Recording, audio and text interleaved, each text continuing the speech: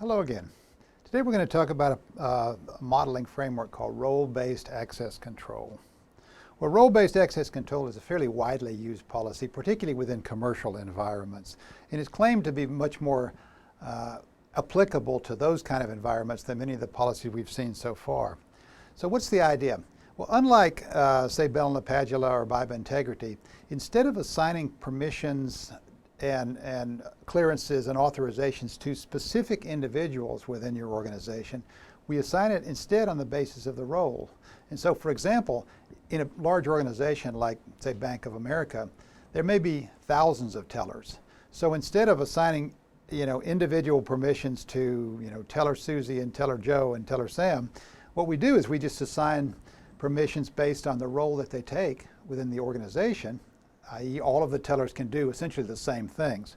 And that makes managing an organization like that much more possible, I guess you could say.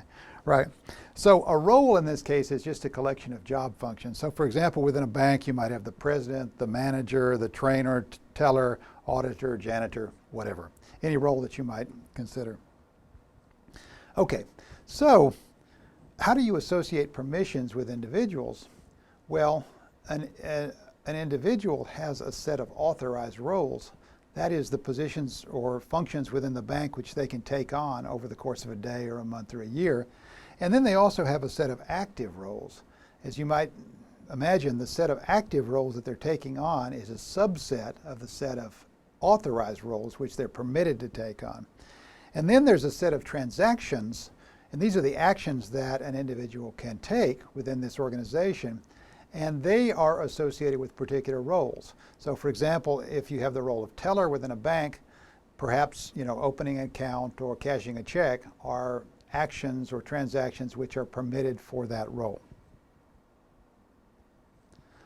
Okay, so there are three primary rules within role-based access control. The rule of role assignment says if you're not currently filling an active role, you can't do anything within the organization. Right. So if you're just, Joe customer walk in off the street, you can't get behind the teller's desk and do their functions. Right. The rule of role authorization, we said this a moment ago, but all of the active roles of a subject have to be authorized roles for the subject. So for example, the janitor can't take on the teller's role because they're probably not authorized for that.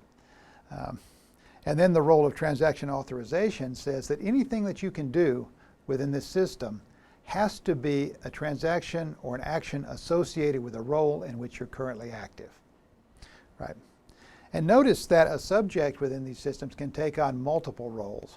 So for example, in a pinch, the bank president might serve as a teller, but only if he or she is authorized for both roles. The teller, on the other hand, who's not authorized for the president's role, can't take on that role. Okay. And so within this framework, it becomes easier to define some concepts which might be useful. For example, the notion that one role subsumes another. So this guy can do anything this guy can do and maybe more. So for example, as an example, a trainer can perform all the actions of a trainee and probably some others as well.